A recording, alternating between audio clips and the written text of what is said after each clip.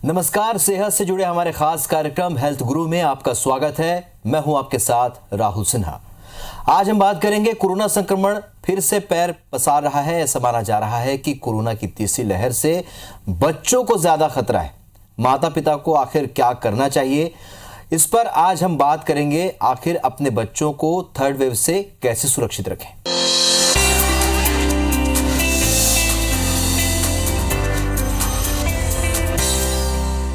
तो कोरोना काल में बच्चों का कैसे ध्यान रखें, कैसे उन्हें संक्रमण से बचा सकते हैं और बच्चों में कोविड-19 के लक्षण, प्रभाव और इससे जुड़ी सावधानियों के बारे में हम बात करेंगे। हमारे साथ मौजूद हैं अंबेडकर हॉस्पिटल से डॉक्टर कनक रामदानी, चाइल्ड स्पेशलिस्ट हैं रायपुर से। डॉक्टर साहब, आपको बहुत बहुत स्वागत है। डॉक्टर साहब, चूंकि हम थर्ड वेव की बात कर रहे हैं और सभी खतरे की बात कर रहे हैं, बड़ों को खतरे है, और दूसरी बात हमने देखी कि सेकेंड वेव में भी कुछ संक्रमण के मामले सामने आए। हालांकि पहले कहा जाता रहा है कि बच्चों को ज़्यादा खतरा नहीं है क्योंकि उनके लंग्स जो होते हैं फ्रेश होते हैं, और चूंकि ये एक तरीके का निमोनिया है तो बच्चों पर इसका संक्रमण का खतरा कम है। लेकिन अभी हम देख रहे हैं कि बच्चों में भी संक्रमण के मामले बढ़ रहे हैं। क्या कुछ ख्याल रखना होगा और क्यों बढ़ रहे हैं? नमस्कार। सबसे पहली बात, बच्चों पे पिछली बार भी सेकेंड वेव में भी अपन ने देखा था कि संक्रमण का खतरा काफी ज्यादा था। संक्रमण का खतरा कभी कम नहीं था, बस हम लोग ने थोड़ा आंकलन कम किया था। टाइम एंड अगेन अब 2 साल में बार बार बोला जा रहा है कि अपन को मास्क के साथ रहना चाहिए। लापरवाही जो है वो माँ बाप कर रहे हैं ये सोच के कि उनका टीकाकरण हो गया है, पर वो ये भूल जा रहे हैं कि उनके घर में बच्चे हैं जिनका टीकाकरण नहीं हुआ है। अंडर 5 अभी तक ये वैक्सीन अलाउड ही नहीं है, तो अंडर 5 तो हमेशा खतरा में रहेगा ही। अपने यहाँ पे अभी जो पीडियाट्रिक वैक्सीनेशन है वो बस स्टार्ट ही हुआ है, तो अभी तक पीडियाट्रिक पॉपुलेशन जो है उनके पास इस बीमारी का टीका नहीं है। अतः जो बच्चे बहुत घूम रहे हैं या जिन एडोलेसेंट बच्चों ने बहुत ज्यादा अभी न्यू ईयर वगैरह सेलिब्रेट किया, उन सब में मामले बहुत ज्यादा आए थे। दूसरा इशू है कि कोविड बच्चों और बड़ों दोनों को एक जितना इन्फेक्ट करता है। बच्चों में अंडर 10 ईयर्स थाइमस ग्लैंड जो होता है वो बहुत एक्टिव होता है, उसकी वजह से जो उसके मैनिफेस्टेशन होता है वो थोड़ा कम आता है, लेकिन मैनिफेस्ट तो करता ही है। इस पीरियड में अपन लोग देख रहे हैं कि अडल्ट्स एंड पीडियाट्रिक दोनों इन्वॉल्व है। इसमें पोस्ट वैक्सीन भी आ रहा है एंड प्री वैक्सीन भी आ रहा है। पोस्ट वैक्सीनेशन इनका जो ड्यूरेशन अडल्ट्स में है वो थोड़ा कम है, और किसी किसी अडल्ट में like last year asymptomatic cases काफी ज्यादा थे सेकेंड वेव में। थर्ड वेव में उससे भी ज्यादा है, क्योंकि ये 2 दिन का फीवर दे रहा है अडल्ट में, या 1.5 डेज का फीवर दे रहा है, या सिवियर बॉडी एक और हेडेक हो रहा है। क्योंकि पिछले हफ्ते बारिश हो गई थी, इसके लिए लोग इसको कंफ्यूज कर जा रहे हैं कि मौसम के चेंज से ये हुआ है, इसलिए अडल्ट्स की तरफ से कोई भी प्रिकॉशन नहीं हो रहा है। इसके लिए जो उनके घर में बच्चे हैं उनका कांटेक्ट अपने ही आजू बाजू के लोगों से बहुत ज्यादा हो रहा है और वो इफेक्ट हो जा रहे हैं। सेकेंड इशू क्या है कि जो अपने 1 to 5 इयर्स के बच्चे हैं वो थोड़े प्रोटेक्टेड एनवायरनमेंट में, उसमें भी अंडर 2 इयर्स जो है वो ज्यादा प्रोटेक्टेड एनवायरनमेंट है। इसलिए इस वक्त जो कोविड पॉजिटिव केसेस ज्यादा दिख रहे हैं वो पूरा अडोलेसेंट फेज में दिख रहे हैं। यानी आप देखेंगे तो 12 से 18 साल के बच्चे जो है वो बहुत ज्यादा इन्वॉल्व है। इसका रीजन बहुत लोग स्कूल को जोड़ रहे हैं, लेकिन ये स्कूल से नहीं हुआ है, क्योंकि ये वाला जो जनरेशन है 12 से 18 इयर्स, ये जनरेशन का जो लोगों से मेल मिलाप है वही ज्यादा है, जिसमें माँ बाप को ड्यूटी बनती है कि अपने बच्चों को बोलें कि बच्चों तुम लोग अनवैक्सीनेटेड हो, इसके लिए प्लीज मास्क पहन के रखिए। यदि माता पिता खुद मास्क पहनेंगे, बार बार सैनिटाइजेशन करेंगे, भीड़ नहीं करेंगे, पार्टी ज्यादा नहीं करेंगे, तो वही चीजें बच्चों में आएंगी। अगर अपन लोग कोरोना को लीनियंटली लेंगे तो ये जो अभी अपने को ऐसा लग रहा है कि इसमें एडमिशन रेट कम है, तो थर्ड वेव अभी चालू हुई है। थर्ड वेव और सेकेंड वेव की स्पीड एकदम सेम है। पूरी स्टडीज आ चुकी हैं जिसमें ये बता रहे हैं कि जिस हिसाब से केसेस बढ़ रहे हैं डेली बेसिस पे, थर्ड वेव एकदम सेकेंड वेव को फॉलो कर रही है। अभी तक हम लोग थर्ड वेव को ओमिक्रॉन मान रहे हैं और ये मान रहे हैं कि ये उतना ज्यादा एडमिशन नहीं दे रहा है, बट हम लोग को प्रिपेयर्ड रहना है, क्योंकि अभी नेक्स्ट वीक में हमको मालूम पड़ेगा कि और क्या हो रहा है और कितने बच्चे कैसे संक्रमित हो रहे हैं। इसके लिए हमारी तरफ से कोई लापरवाही नहीं होनी चाहिए। हम लोग को खुद 3 बातों का ख्याल रखना है। एक, मास्क पहनना है, हाथ बार बार धोना है और सैनिटाइजर का यूज करना है। यही 3 चीजें हमारे बच्चों पे फॉलो होती हैं। बेवजह ट्रैवल मत करिए। शादियां इतनी जरूरी नहीं है जितने आपके बच्चों की हेल्थ जरूरी है।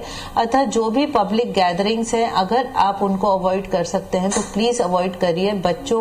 बच्चे आपके वैक्सीनेटेड नहीं हैं, उनको वहां मत लेके जाइए। यदि आप कोई भी पब्लिक ट्रांसपोर्ट को यूज करते हैं तो खुद मास्क पहनिए। कोशिश करके आपके बच्चों को भी मास्क पहनाइए। बार बार ध्यान दीजिए कि बच्चे अपने खुद के हाथ जो है वो मुंह की तरफ नहीं लेके जाए। कैसे भी जो आपको सब प्रिकॉशंस पहली वेव में आपके लिए दिए गए थे वो अब आपके बच्चों पे हैं। अपने हाथ को अपने मुंह पे पास न जाना चाहिए। और बच्चों के साथ ये बहुत डिफिकल्ट है, लेकिन आप लोग एब्सोल्यूट ध्यान दीजिए कि बच्चों का हाथ जो है वो उनके चेहरे पे नहीं जा रहा है। बच्चों को जहां तक हो सके घर के सुरक्षित माहौल में रखिए। दूसरी चीज है, बच्चों का जो खान पान है उस पर विशेष ध्यान दीजिए। यदि बच्चे सुपोषित हैं तो बच्चों को ये जो सर्दी खांसी है ये कम दिखाई देगा, और बच्चों अगर कुपोषित हैं तो ये ज्यादा दिखाई देगा। इसलिए खान पान का विशेष ख्याल दीजिए। बच्चों को ना विशेष रूप से ज्यादा अच्छी तरह से कवर करके रखिए। स्वच्छ वातावरण में रखिए। साफ सुथरे कपड़े पहनवाइए। और जो उनका बेसिक टीकाकरण है जिसमें 6 महीने का फ्लू वैक्सीन और 1.5 महीने, 2.5 महीने, 3.5 महीने का न्यूमोकोकल वैक्सीन, ये वैक्सीनेशन कंप्लीट रखिए। साथ ही जो 9 महीने का एमएमआर और 15 महीने का एमएमआर है उसको कंप्लीट रखिए। यदि अपन लोग बेसिक वैक्सीनेशन कंप्लीट रखते हैं तो इन वैक्सीनेशन का भी थोड़ा क्रॉस प्रोटेक्शन अभी की सर्दी खांसी पे दिया गया है। तीसरी चीज, जैसे जैसे बच्चा बड़ा हो रहा है उसका रोग प्रतिकारक उसका मैनिफेस्टेशन कोविड का ज्यादा हो रहा है। हो सकता है माँ का दूध जब तक बच्चे पी रहे हैं तब तक उनको बेनिफिट्स हैं उसमें, तो वो इसलिए माँ का दूध अच्छी तरह से चालू रखा रहना चाहिए।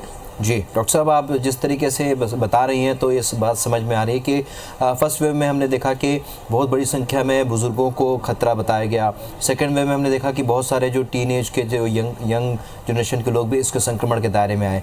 अब चूंकि थर्ड वेव है और सरकार ने भी अब बच्चों का वैक्सीनेशन शुरू किया है, फिलहाल टीन एज से शुरुआत हुई है, तो क्या ये माना जाए कि ये जो थर्ड वेव है ये बच्चों के लिए घातक हो सकती है? देखिए, घातक अगर आप लोग देखेंगे तो इस वक्त बच्चों पे इसको घातक मान ही सकते हैं। सबसे पहले जब पहली वेव थी तो उसमें सभी प्रोटेक्टेड थे। उस वक्त एक दहशत का माहौल था, कोई खुद ही घर से बाहर नहीं निकलता था, इसलिए बच्चे एकदम सुरक्षित माहौल में थे। तो उसमें ये बोला गया कि जिन जिनको कोमोर्बिडिटीज हैं, शुगर है, बीपी है, ओल्ड एज है, वो इफेक्ट हो रहे हैं। सेकेंड वेव ने किसी को नहीं देखा था। सेकेंड वेव सबको इन्वॉल्व की थी। सेकेंड वेव के बाद वैक्सीनेशन जो था वो एकदम रैम्पेंट यूज हुआ था। रैम्पेंट यूज में अब मोटा मोटी हम लोग जो हैं वो लोग वैक्सीनेट हो गए हैं। वैक्सीनेशन के बाद किसी ने भी अपने एंटी स्पाइक एंटीबॉडीज करवाए नहीं है। किसी को मालूम नहीं है कि वो कितने सुरक्षित हैं। दूसरा, ये ओमिक्रॉन वेरिएंट है।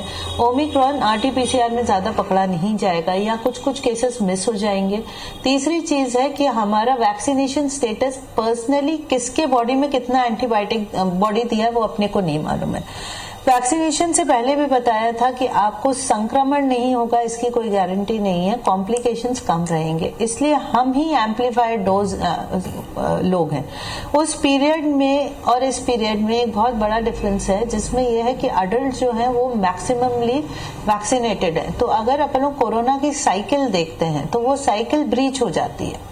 जैसे एक इंसान से दूसरे इंसान, दूसरे से तीसरे इंसान, तीसरे से चौथे इंसान, तो चौथा इंसान हो सकता है उसका इम्यूनिटी बहुत ज्यादा हाई हो, तो वहां पे कोरोना साइकिल ब्रेक हो जाएगी। लेकिन बच्चों की इम्यूनिटी अभी नहीं बनी है। बच्चों में मैनिफेस्टेशन कम है क्योंकि बच्चों की इम्यूनिटी बेटर है, लेकिन उसका ये मतलब नहीं कि वो टोटली इम्यून है। उनको वैक्सीन नहीं दिया गया है, उनका सोशल कॉन्टैक्ट बहुत ज्यादा हो गया है। फर्स्ट फेज में बच्चे घर में बैठे थे, अब किसी का बच्चा घर में नहीं है। तो क्योंकि एक तो बच्चों का सोशल इंटरेक्शन फर्स्ट वेव से लगभग डबल से ज्यादा हो गया है।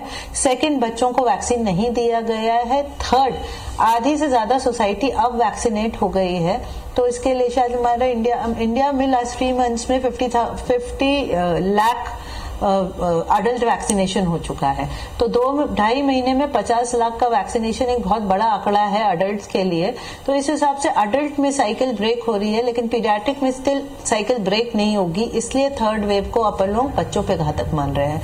दूसरा, थर्ड वेव का मैनिफेस्टेशन, भले वो ओमिक्रॉन भी है तो उसका manifestation high grade fever, severe headache, GI symptoms like उल्टी, पेट में दर्द, दस्त, सिवियर बॉडी एक, सिवियर खांसी, सिवियर सर्दी के साथ आ रहा है। 2 साल के नीचे के बच्चों को एक कंडीशन होती है क्रूप, जिसमें ना वायरल आवाज आती है यहाँ से और बहुत ज्यादा खांसी होती है, उससे मैनिफेस्ट हो रहा है। तो ये मैनिफेस्टेशंस को ध्यान रखना चाहिए। और बच्चे जो आजकल ट्यूशंस पे जा रहे हैं, साइकिलिंग पे जा रहे हैं, प्लेग्राउंड पे मिल रहे हैं, अगर किसी भी बच्चे को थोड़ा बहुत भी सिम्टम है तो उनको दूसरों बच्चों से मिलने के लिए मना किया जाए। अपन लोग बच्चों की सोशल एक्टिविटी 100% इस वक्त बंद नहीं कर सकते हैं, लेकिन पेरेंट्स की अवेयरनेस ही बच्चों में इसको फैलने से बचाएगी। क्योंकि रिसेंट अपडेट में ये बोला गया है कि जो पीडियाट्रिक संक्रमण है वो काफी ज्यादा है, वो अडल्ट्स के जितना ही है, कॉम्प्लिकेशन काफी कम है, डेथ रेट एकदम मिनिमल है। लेकिन अभी भी इसमें खतरा जताया जा रहा है कि इस कोविड के बाद भी, इस पीडियाट्रिक कोविड के बाद भी हमको MIS-C को झेलना पड़ सकता है। MIS-C खुद से बच्चों के लिए जानलेवा रह सकता है, इसलिए जहां तक हो सके हम लोग अडल्ट ही बच्चों को प्रिकॉशन लेना सिखा सकते हैं। चलिए, तो बच्चों को खतरा है और ये बिल्कुल सोचना और समझना गलत होगा अपने हिसाब से कि बच्चों को खतरा नहीं है। और चूंकि वैक्सीनेशन की शुरुआत हुई है और जैसा कि डॉक्टर साहब आपने बहुत अच्छे तरीके से बताया कि अब जो पेंडेमिक की जो साइकिल है वो बच्चों में टूटती नज़र नहीं आ रही है और शायद यही वजह है कि थर्ड वेव के पहले बच्चों को वैक्सीनेट किया जा रहा है। डॉक्टर साहब, इस चर्चा को हम आगे बढ़ाएंगे और क्या कुछ एस्पेक्ट्स हो सकते हैं इस पूरी चर्चा में, उस पर हम विस्तार से चर्चा करेंगे। क्या कुछ सावधानियाँ रखनी है और जो भ्रम है अभी तक बच्चों को लेकर, अब वैक्सीनेशन की भी शुरुआत हो चुकी है। हमारे साथ मौजूद हैं अंबेडकर हॉस्पिटल से डॉक्टर कनक रमनानी, जो कि जानी मानी चाइल्ड स्पेशलिस्ट भी हैं। डॉक्टर साहब, ब्रेक में जाने के पहले हम इस पर चर्चा कर रहे थे। अब एक बहुत ही अहम सवाल, चूंकि आप चाइल्ड स्पेशलिस्ट हैं इसलिए आपसे सवाल लाजमी है कि बहुत सारी जो माँ है जिनको लगता है कि अभी वैक्सीनेशन नहीं हुआ है, वो फीड करा रही है, तो उन्हें फीड कराना है, उनको वैक्सीन लगवाना है कि नहीं लगवाना है, या अगर वो छोटा है और फीड कर रहा है तो भी क्या वैक्सीन लगवाना है कि नहीं लगवाना है, ये तमाम संशय के विषय अब भी है, या लोग इससे इस तरीके के बहाने बना के बच भी रहे हैं वैक्सीनेशन से? देखिए, जो रिस्क ऑफ डिजीज है वो रिस्क ऑफ वैक्सीनेशन से बहुत ज्यादा है। हर वैक्सीन में एक potential risk of adverse reaction होता है, फिर भी बच्चों में 100% वैक्सीनेशन चलता है। तो वो जो पोटेंशियल रिस्क होता है उसको भूल के इस वक्त मैंडेटरी है कि आप अपने आप को और अपने बच्चों को वैक्सीनेट करें। बच्चे 15 साल के ऊपर के ही वैक्सीनेट हो सकते हैं अभी। सेकंड इशू है, कोई भी महिला प्रेगनेंसी में या लैक्टेशन फेज में दोनों समय पे वैक्सीनेट हो सकती है। बस अगर आपको ब्लड ट्रांसफ्यूजन लगा हुआ है या किसी और का ब्लड लगा हुआ है या आपको कुछ पर्टिकुलर मेडिसिन हैं वो दी गई हैं तो उससे थोड़ा पोस्टपोन किया जाता है, लेकिन ऐसा कोई absolute Contra indication of vaccine नहीं है। किसी को फर्स्ट डोज से बहुत मेजर रिएक्शन हुआ हो या सल्फर ड्रग से बहुत मेजर रिएक्शन हो तो कॉशियसली वहां जाके इन्फॉर्म करिए, फिर वैक्सीनेट करिए। बाकी प्रेगनेंसी एंड लैक्टेशन ये कॉन्ट्रा इंडिकेशन नहीं है, प्लीज आप जाके वैक्सीनेशन लीजिए। तो वैक्सीनेशन करवाना बेहद जरूरी है और इस तरह के जो वैक्सीनेशन से ही अपन लोग कोरोना को जीत सकते हैं। बिल्कुल, वैक्सीनेशन से जीत सकते हैं। बेहद जरूरी है, अपने बच्चों को भी वैक्सीनेट कराइए। बच्चों का वैक्सीनेट होना बहुत जरूरी है। वैक्सीन से मत डरिए और प्लीज वैक्सीनेशन कराइए। बिल्कुल, हम भी बार बार अपने चैनल के माध्यम से अपील कर रहे हैं लोगों से कि वैक्सीनेशन जरूर करवाइए, क्योंकि अभी ये थर्ड वेव है, आने वाले समय में सबसे पहले डॉक्टर्स वैक्सीनेट हुए थे, सारे डॉक्टर्स वैक्सीनेटेड हैं इस वक्त। जी चलिए डॉक्टर साहब, ये जानना चाहेंगे कि ये जो छोटे बच्चे हैं जिनको लेकर लगातार ये बातें सामने आ रही हैं, हमने सेकेंड वेव में देखा था कि बहुत ज़्यादा जो उस समय संक्रमण फैला था उनमें बच्चों की भी अहम भूमिका थी। क्या बच्चों में जब संक्रमण होता है तो ये ज़रूरी है एसिम्प्टोमेटिक ही हो, वो उसका सिम्टम समझ में ना आए? देखिए, बच्चों में मौसम बदलने से सर्दी खांसी बहुत होती है, तो इसके लिए माँ बाप उनको कोविड न मान के दूसरे टाइप की सर्दी खांसी मान सकते हैं। इस बार का कोविड यूजुअली ना क्रूप की तरह प्रेजेंट कर रहा है। क्रूप एक वायरल निमोनिया होता है जो कि बच्चों में बहुत कॉमन होता है, जो यूजुअली नॉन कोविड होता है, पर इस बार कोविड का मैनिफेस्टेशन आ गया है क्रूप करके। तो लाजमी है कि पेरेंट्स को लगेगा कि सर्दी खांसी नॉर्मल है, इसलिए प्लीज हर सर्दी खांसी में जाके अपने डॉक्टर से मिलिए।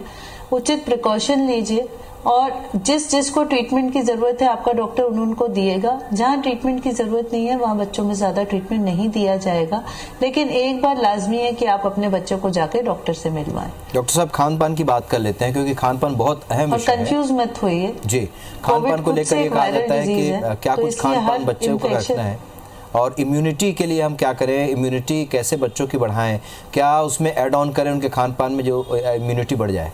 छत्तीसगढ़ की जनता को जब अपन लोग ने एग्जामिन किया था तो अपनी जो छोटे बच्चे हैं जिसमें से जो महिलाएं हैं और किशोरियां हैं उनका अनीमिया बहुत ज्यादा था। विटामिन डी यहाँ पे बहुत ज्यादा बच्चों का लो आया था तथा खाने में केवल दाल भात होने की वजह से, कुछ पौष्टिक आहार नहीं होने की वजह से बच्चे बहुत कुपोषित और छोटी हाइट के हैं। तो इसके लिए 6 महीने के ऊपर पूरक आहार माताओं को देना ही चाहिए, थोड़ा बहुत ऊपर का दूध देना ही चाहिए, बच्चों को उचित पोषक आहार देना चाहिए, बच्चों की विटामिन डी और आयरन का विशेष ख्याल करना चाहिए। इसके लिए गुड़, मूंगफली, तिल, ये सब बच्चों के खान पान में होना चाहिए। जब भी बच्चा दाल चावल भी खाता है तो देखिए कि बच्चा सूखा चावल न खाए, दाल भी डाली जाए। छोटे बच्चों के लिए हर पीएचसी में सरकार की तरफ से रेडी टू यूज सेरेलैक मिलता है, वो यूज करिए। अपने बच्चों को उचित मात्रा में, जैसे आपकी मितानिन दीदी समझा रही है वैसे दीजिए। हर बच्चे के लिए 1 पैकेट मूंगफली सरकार मुहैया कराती है, उसको आप अच्छी तरह से सेक के, उसको भून के, पीस के पाउडर बना लीजिए। बच्चे को जो दाल भात या खिचड़ी बना के खिलाते हैं उसके ऊपर डालिए ताकि वो बच्चों का जो न्यूट्रिशनल वैल्यू है वो ज्यादा हो जाए, बच्चों में आयरन की कमी कम दिखे, विटामिन डी की कमी कम दिखे तथा उचित आहार देने से बच्चों का विकास बराबर हो। जब भी बच्चे का शारीरिक विकास अच्छा होता है तो बच्चे की रोग प्रतिकारक शक्ति का विकास भी उचित होता है। जब बच्चे का रोग प्रतिकारक शक्ति एकदम उचित तरीके से विकसित रहता है तो या तो कोविड आता नहीं है, या बच्चा एसिम्प्टोमेटिक रहता है, या जल्दी से बिना कॉम्प्लिकेशन वो उसको रिकवर कर जाएगा। तीसरा बहुत ज्यादा अहम है, बच्चे का जो बेसिक इम्यूनाइजेशन है जो गवर्नमेंट फ्री में प्रोवाइड करवा रही है वो प्लीज आप कंप्लीट रखें, क्योंकि एमएमआर दिखाया गया है कि एमएमआर का एंटी कोविड प्रॉपर्टीज है, बीसीजी के एंटी कोविड प्रॉपर्टीज है, तो वो आपको कोविड से बचाते हैं आपके बच्चों को। तीसरी चीज है, अगर आप न्यूमोवैक वैक्सीन देते हैं तो जो कोविड को छोड़ के दूसरे सर्दी खांसी के कारण है वो उचित प्रकार से कम हो जाते हैं। चलिए, तो बाकी जो टीके हैं उनका भी पूरा ख्याल रखना होगा और कोविड में ये बहुत ज़रूरी है। डॉक्टर साहब, चलते चलते क्योंकि वक्त हो चुका है, लेकिन हमारे जो दर्शक देख रहे हैं, आप क्या संदेश देना चाहेंगे बच्चों को लेकर थर्ड वेव में जो खतरा बना या सावधानी को लेकर? संदेश वही है, अगर बहुत ज़रूरी ना हो तो घर से बाहर न निकलें। बच्चों का शारीरिक और सोशल विकास रोका नहीं जा सकता है। बच्चा का सोशल विकास यानी उचित खान पान, पढ़ाई और उनका खेलकूद चालू ही रहेगा। उसके साथ आपको अपने बच्चों को सिखाना पड़ेगा कि बार बार हाथ धोएं, मास्क के बिना न घूमें, सैनिटाइजर यूज करते रहें और जब बच्चे आपस में खेल रहे हो तो बहुत भीड़ भाड़ न करके थोड़ा थोड़ा दूर दूर रहें। बिल्कुल, और इन तमाम बातों के बीच ये भी ख्याल रखना होगा कि जिस तरीके से सरकार ने एक शुरुआत की है बच्चों को वैक्सीनेशन कराने की, हालांकि टीनेज को वैक्सीनेशन शुरू हो चुका है, आने वाले समय में और कम उम्र के बच्चों को भी वैक्सीन लगेगा, तो ज़रूर वैक्सीन भी ज़रूर अपने बच्चों को लगवाइए और जो वैक्सीन ड्यू है इसके पहले की वैक्सीन उनको भी लगवाइए, ताकि जो कोविड को लेकर जो प्रतिरोधक क्षमता, जो रोग प्रतिरोधक क्षमता डेवलप होती है उन टीके से भी ये प्रतिरोधक क्षमता बढ़ेगी। डॉक्टर साहब, आप हमारे साथ जुड़े और इतनी अहम जानकारी दी इसके लिए बहुत बहुत शुक्रिया आपका। तो आज हमने थर्ड वेव में जो प्रभाव है, बच्चों पर पड़ने वाले प्रभाव, जो खतरे को लेकर, सावधानी को लेकर हमने चर्चा की है। डॉक्टर कनक रमनानी, जो कि जानी मानी चाइल्ड स्पेशलिस्ट हैं, उन्होंने तमाम जानकारियां आपके सामने रखी हैं और बच्चों को लेकर थर्ड वेव में किस तरीके से सावधानी बरतनी है, हमें लगता है कि इस एपिसोड के जरिए आपको तमाम जानकारी मिली होगी। ऐसे ही किसी विषय के साथ आपसे फिर होगी मुलाकात, तब तक ले दीजिए इजाजत, नमस्कार।